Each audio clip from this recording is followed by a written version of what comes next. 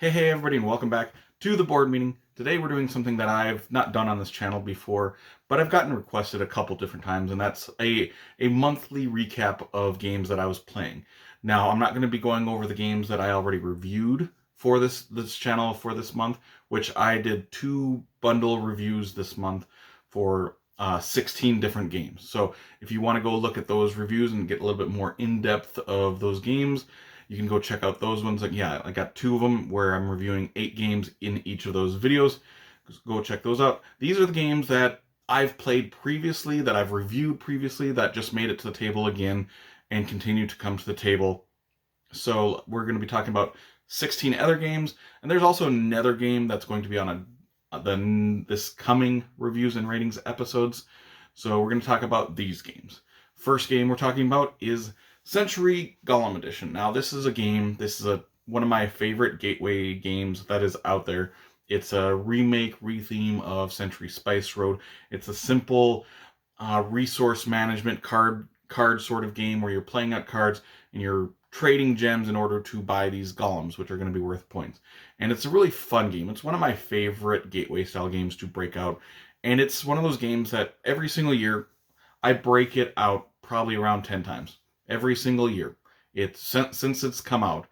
It's very consistent, maybe once every month or so this game hits the table. So yeah, Century Golem Edition. Next game, we got a little card game called Six Nymph. This is almost like a classic card game at this point. And you just have a hand of cards that are numbered. And everybody's going to be playing these cards out at the same time, simultaneously revealing them. And then you have to put them in rows. If ever you have 5 cards in a row, you have to take that row. And it's just a fun, silly game. And it plays at really high player counts. I think it plays up to 10 players, if I'm not mistaken. And it's just fun sort of chaos. And I've really, really enjoyed this game. It's been one of my favorite card games now in the last probably 6 months or so. So Six Nymphs. Going to the next game. The next game is the game that I play the most, and it'll probably be the game that I play the most every single month forever. Now since I have it, that's Crokinole. That Crokinole is that classic flicking game. It's got that abstract look to you, just flicking discs around it. It's like darts meets bumper cars. I love the game. It's fun. I have it at work, and maybe once a day or once every other day, someone comes in and be like, "Hey, let's play a game of this quick." Absolutely. I'll always play Crokinole. Yeah, Crokinole. Next one is a cooperative game that part of one of my favorite series of cooperative games. This is Horrified Greek Monsters. This is the 3rd game in the trilogy of Horrified, and it's probably my favorite just because of the theme. I love Greek mythology stuff, and this one, is dripping with that Greek mythology. Some of the things don't really make sense in the game, and the monsters aren't very clear on certain ones of them. It's like the least clear of the Horrified games, but it's like my favorite one just because of that theme. I love mythology stuff, and it's a great system. So Horrified Greek Monsters. Our next game is Enchanted Plumes. This is a card game that comes to the table very often nowadays, and it's a card game where you're laying out these cards that are numbered but also colored, and you're playing out them trying to make these peacocks, basically these plumes for the peacocks. And it's a great game. It kind of reminds me of Lost Cities in an aspect. You have to lay certain cards, and you might have to get rid of cards that you want, but because you can only do so many actions, you can only have so many cards in your hand. You're like, I want to do this, I'm going to put this here, and maybe someone else is going to end up taking it, but maybe it'll come back to you, and maybe you can end up taking that card back into your hand. But it's a great game, and one of my favorite card games now. So Enchanted Plumes.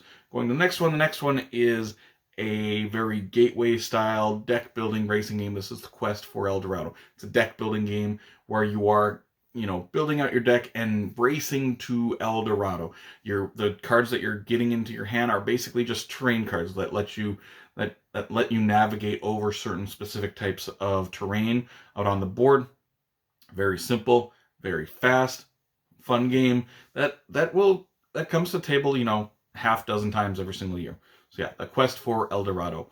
Going to the next one. The next game is a game that I continue to play with my girlfriend all the time. I just ordered playmats for us. This is Disney Lorcana. This is her first endeavor into CCGs, or trade collectible card games, whatever they're calling them nowadays. And it's one that I just continue to buy the starter decks for each set that comes out, and that's worked really well because they're pretty simple. But I like how Disney Lorcana is doing things where, you know, the game was very simple, and then each set adds a little bit more, and it's like we're learning the game as these sets come out. They're teaching us, you know, going from a very gateway style CCG to now it's getting a little bit more complex. It's still pretty simple, but it's just adding a little bit more complexity. They're about to release their fourth set now. Fourth set? I believe it is fourth set. Yeah, so I'm excited for the future of Disney Lorcana. And I hope they continue to just come out with starter decks a lot of times, because that's a perfect way for me to play CCGs. I don't want to get into the collectible aspect of it much, but these starter decks are perfect for it. Going to the next one. The next one is a smaller game, smaller version of a bigger game. This is Colt Super Express, which is the small card game version of Colt Express, which I've never played that one. But this is just a small card game. It feels like a party game where you are laying these cards out.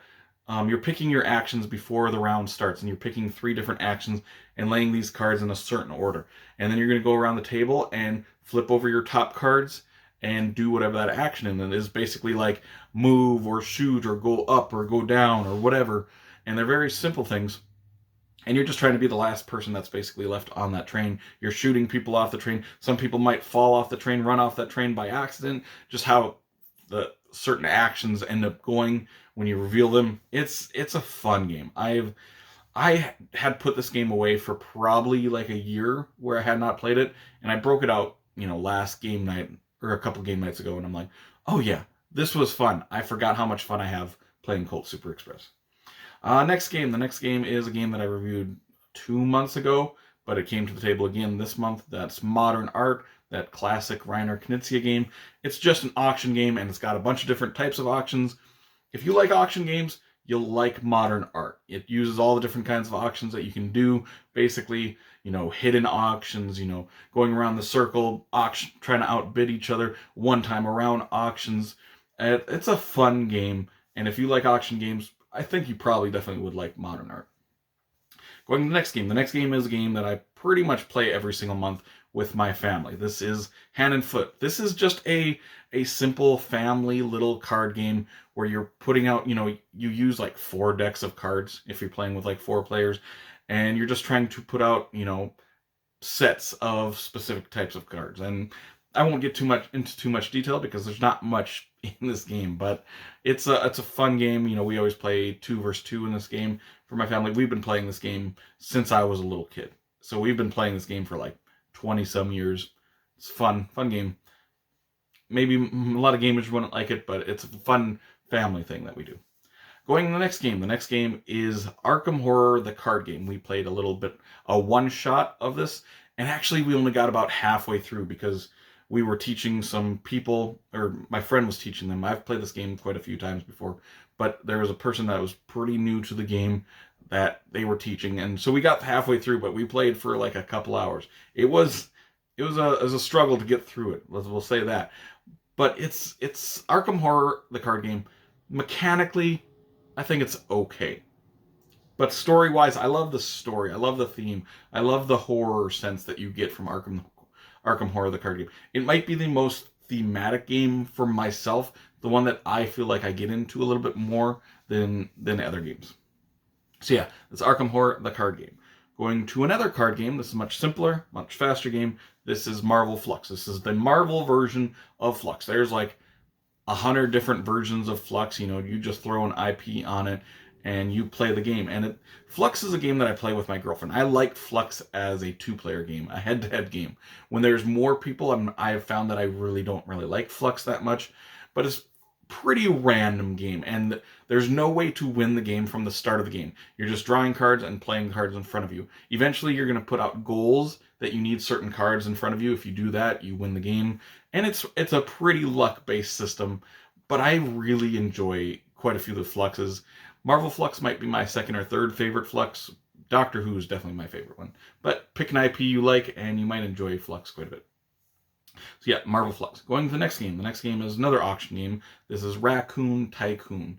And this is like this resource management, stock manipulation. The stocks are going up and down. You're trying to trade at high or sell at high, buy at low sort of game. You're going to be auctioning off other things. It's a fun game. I've played it quite a bit in the last 2 years. It continues to come to the table, so it's going to continue to stay in my collection. So yeah, Raccoon Tycoon. Going to the next game. The next game is a solo game, and I think it's the only solo game I played last month.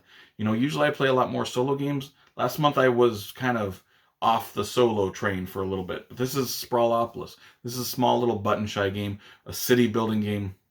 You're just laying out cards, making a city, trying to lay out the grid in a certain manner that's going to score you the most points.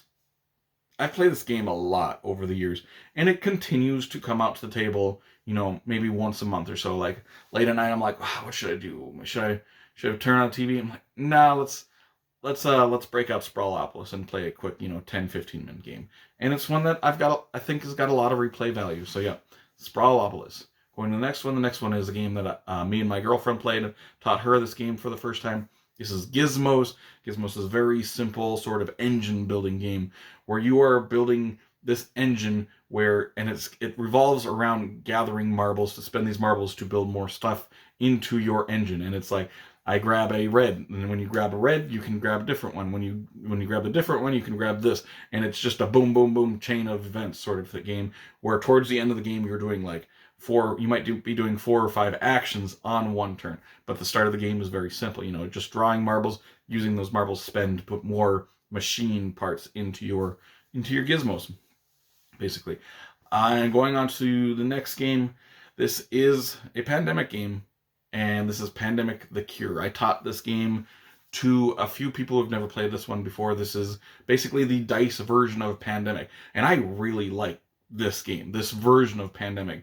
It's like my 3rd or 4th favorite Pandemic game. It's a lot faster than regular Pandemic, and I think it's simpler. You're just moving around the board. It's very, very fast setup. You don't have to worry about any of that stuff. Just rolling dice and moving around these locations that are these little circular discs and trying to cure diseases. I feel like it's a lot harder than regular Pandemic because it's so random. And you can lose this game really, really fast if the dice just don't cooperate with you or work against you, because that's the nature of dice. But I really enjoy it, and it's like a 30-minute game. It's like a 1-minute setup. Really enjoy Pandemic: The Cure. And the last game I'm not really going to talk about much because it's going to be on my next reviews and ratings episode. This is Angkor. It's basically almost like the sequel to Splendor. And that's what I'll put for that. It's got some interesting things happening in it. But yeah, Angkor will be on my next reviews and ratings episode, so you can look forward to that review when that comes out. But yeah, that's the games that I played in March. And like I said, if you want to look at the games that I reviewed, the 16 other games that I didn't talk about today, you can go look at those reviews and ratings episodes from the last couple weeks to check out those ones. Either way, if you did enjoy this video, make sure to like and subscribe to see more weekly content from me, Shane, at the board meeting in the future. Hope you all have an amazing day. Take care.